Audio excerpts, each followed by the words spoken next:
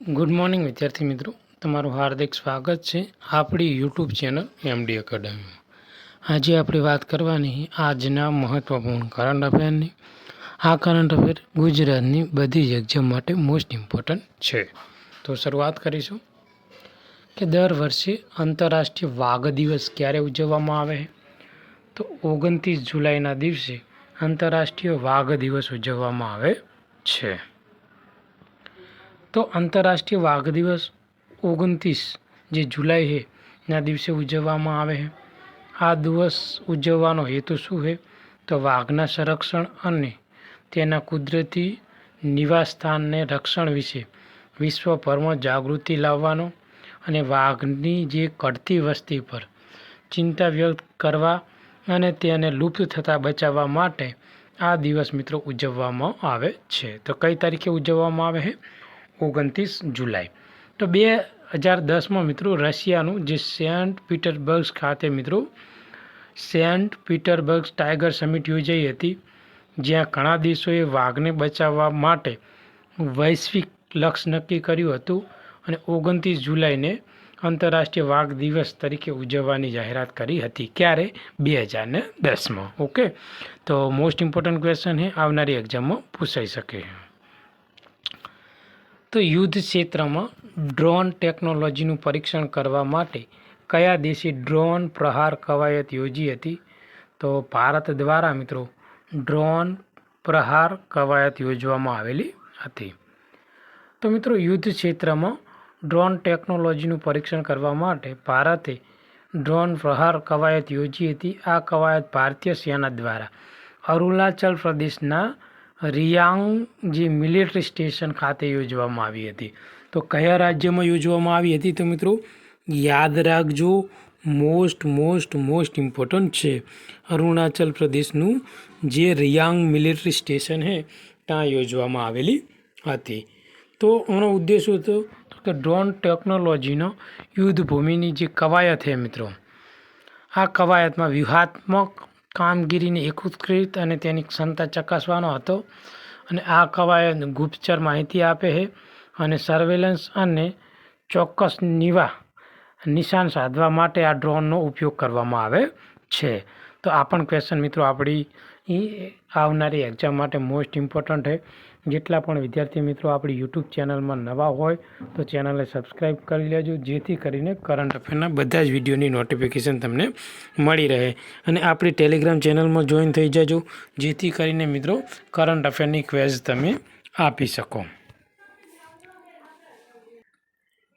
તો 2028માં UN climate સમિટનું આયોજન COP33 સેલની સ્થાપના કોણે કરી હતી? તો મિત્રો જે આ COP33 જે સેલની સ્થાપના કોણે કરી હતી? તો ભારતે કરી હતી. તો 2028માં મિત્રો UN ક્લાઇમેટ સમિટ એટલે કે COP33નું આયોજન ભારતમાં પર્યાવરણ મંત્રાલયે COP33 સેલની સ્થાપના કરી છે. ભારત 2028માં COP33ની યજમાની કરવા માટે દરખાસ્ત કરી છે. અને આ જે સેલની આ સમિટ વ્યાવસાયિક અને લોજિસ્ટિક જરૂરિયાતોને પહોંચી વળવા માટે બનાવવામાં આવેલી છે. અને વડાપ્રધાન નરેન્દ્ર મોદી દ્વારા COP28 દરમિયાન ભારત દ્વારા COP33ની યજમાની કરવાની ઈચ્છા વ્યક્ત કરી હતી, જેને જે બ્રિક્સ દેશો છે મિત્રો તેને ભારતને ટેકો આપ્યો હતો. અને હવે જે COP33 માટે 2028માં મિત્રો ભારતમાં સમિટ થવાની છે. ગ્લોબલ સ્પેસએક્સ 2030ની પહેલ કોણે શરૂ કરી છે? તો વર્લ્ડ હેલ્થ ઓર્ગેનાઇઝેશન દ્વારા શરૂ કરવામાં આવેલી છે. RBIના સેન્ટ્રલ બોર્ડના ડાયરેક્ટર તરીકે કોની નિમણૂક કરવામાં આવી છે? તો અનુરાધા જે ઠાકોર છે મિત્રો તેમની નિમણૂક કરવામાં આવેલ છે. તો તાજેતરમાં અનુરાધા ઠાકોરની RBI એટલે કે રિઝર્વ બેંક ઓફ ઇન્ડિયાના નવા સેન્ટ્રલ બોર્ડ ડાયરેક્ટર તરીકે નિયુક્ત કરવામાં આવ્યા છે. હાલ તેઓ આર્થિક બાબતના વિભાગના સચિવ છે, તેમણે કોનું સ્થાન લીધું છે? અજય શેઠનું સ્થાન લીધેલું છે. તો કોનું સ્થાન લીધું છે એ પણ આપણા માટે મોસ્ટ ઇમ્પોર્ટન્ટ છે. UEFA મહિલા યુરો કપ 2025નો ખિતાબ કોણે જીત્યો છે? તો ઇંગ્લેન્ડ દ્વારા આ ખિતાબ જીતી લેવામાં આવેલો છે. આ ક્વેશ્ચન પણ મોસ્ટ ઇમ્પોર્ટન્ટ છે. તો UEFA મહિલા યુરો 2025નો ખિતાબ ઇંગ્લેન્ડે જીતી લીધો છે. ફાઇનલમાં ઇંગ્લેન્ડે સ્પેનને હરાવીને, કોને? તો સ્પેનને હરાવ્યું છે મિત્રો. ઇંગ્લેન્ડે ફાઇનલમાં પેનલ્ટી શૂટઆઉટમાં હરાવીને આ ટાઇટલ જીત્યું છે. નિયત સમય અને વધારાના સમય પછી એક ગોલની બરાબરી થઈ હતી. પછી મિત્રો પેનલ્ટી શૂટઆઉટમાં ઇંગ્લેન્ડે સ્પેનને હરાવ્યું છે અને આ ઇંગ્લેન્ડની સતત બીજો યુરો ટાઇટલ હતું. કે કયા નંબરનું હતું? બીજા. ફિડે ચેસ વર્લ્ડ કપ જીતનાર પ્રથમ ભારતીય મહિલા ખેલાડી કોણ બની છે? તો દિવ્યા દેશમુખ. આ ક્વેશ્ચન મિત્રો મોસ્ટ ઇમ્પોર્ટન્ટ છે. 1000% આવનારી કોઈ બી એક્ઝામમાં પૂછાય. તો શું છે? ફિડે ચેસ વર્લ્ડ કપ જીતનાર પ્રથમ ભારતીય ખેલાડી કોણ છે? દિવ્યા દેશમુખ.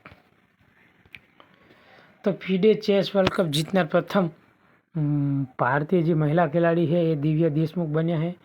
19 વર્ષની ઉંમરે મિત્રો દિવ્યા દેશમુખે 2025માં ફિડે મહિલા ચેસ વર્લ્ડ કપની ફાઇનલમાં ભારતીય દિગ્ગજ ખેલાડી કોનેરુ હમ્પીને હરાવીને આ ઐતિહાસિક ખિતાબ જીત્યો છે.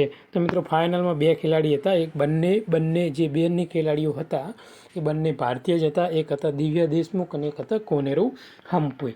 તો કોનેરુ હમ્પીની હાર થઈ છે અને દિવ્યા દેશમુખે મિત્રો જે ફિડે ચેસ વર્લ્ડ કપનું ટાઇટલ જીત્યું છે અને તે આ ટાઇટલ જીતનાર પ્રથમ મહિલા ખેલાડી છે. ઓપરેશન મહાદેવ ક્યાં શરૂ કરવામાં આવ્યું હતું? તો ઓપરેશન મહાદેવ જમ્મુ કાશ્મીરમાં શરૂ કરવામાં આવ્યું હતું. તો ઓપરેશન મહાદેવ જમ્મુ કાશ્મીરમાં શરૂ કરવામાં આવ્યું હતું. ખાસ કરીને શ્રીનગરના જે દચીગામ જંગલ વિસ્તાર છે અને તેની આસપાસનો જે વિસ્તાર છે મિત્રો ત્યાં આ ઓપરેશન મહાદેવ શરૂ કરવામાં આવ્યું હતું. શું કામ? તો કે પહેલગામ આતંકી હુમલાનો સામેલ આતંકવાદીઓને શોધી કાઢવા અને તેમને ઠાર મારવા માટે આ ઓપરેશન મહાદેવ શરૂ કરવામાં આવ્યું હતું. આ એક લાંબુ વ્યાપક અભિયાન હતું. 96 દિવસ સુધી ચાલ્યું છે અને ભારતીય સેના, CRPF અને જમ્મુ કાશ્મીર જે પોલીસ છે એ ત્રણેય સંયુક્ત રીતે મિત્રો મળીને આ ઓપરેશન મહાદેવ રહ્યું ને મિત્રો એ હાથ ધરવામાં આવ્યું છે અને આ ઓપરેશન હેઠળ 3 આતંકવાદીઓને ઠાર મારવામાં આવ્યા છે. કઈ સંસ્થાએ વીર પરિવાર સહાયતા યોજના શરૂ કરી છે? તો રાષ્ટ્રીય કાનૂની સત્તા મંડળ છે ને મિત્રો એને આ વીર પરિવાર સહાયતા યોજના શરૂ કરેલી છે. તો વીર પરિવાર સહાયતા યોજના national legal service authority of India એટલે કે રાષ્ટ્રીય કાનૂની સેવા સત્તા મંડળ દ્વારા રજૂ કરવામાં આવી છે. આ જે યોજના છે વીર પરિવાર સહાયતા યોજના એનો ઉદ્દેશ શું છે?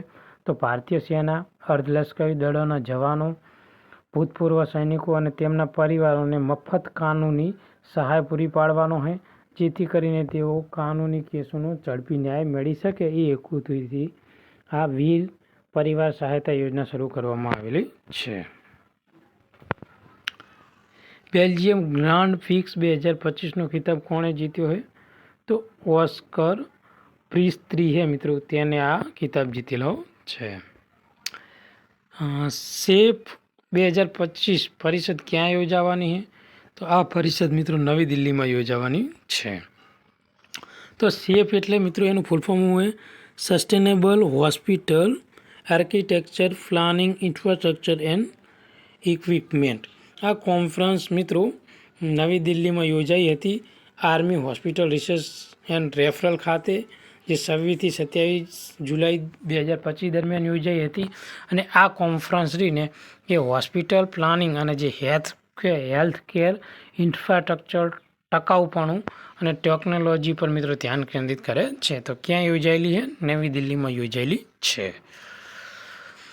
સંસદ ટીવીના CEO તરીકે કોની નિમણૂક કરવામાં આવી છે? તો ઉત્પલ કુમાર સિંહની મિત્રો નિમણૂક કરવામાં આવેલી છે. ભારતીય કોસ્ટગાર્ડ દ્વારા કયું દરિયાઈ સુરક્ષા ઓપરેશન શરૂ કરવામાં આવ્યું છે? તો સજગ. હાલમાં ટોમ હેલરનું અવસાન થયું. તેઓ કોણ હતા? તો એક શાસ્ત્રીય સંગીતકાર હતા તેઓ. ભારતે 2025માં બ્રિક્સ યુવા સમિટમાં ભાગ લેવા માટે કઈ જગ્યાએ જઈ રહ્યું છે અથવા ક્યાં યોજાવાનું છે? તો દક્ષિણ આફ્રિકામાં. તો તો આજનું આ મહત્ત્વપૂર્ણ કરંટ અફેર આપણે અહીંયા પૂરું કરીશું. આ વિડીયો તમને ગમ્યો હોય તો આપણી ચેનલને સબસ્ક્રાઈબ કરી લેજો અને તમારા બીજા મિત્રો જે પણ ગવર્મેન્ટ જોબની તૈયારી કરે છે એને આ વિડીયો મોકલી આપજો. થેન્ક યુ, ધન્યવાદ.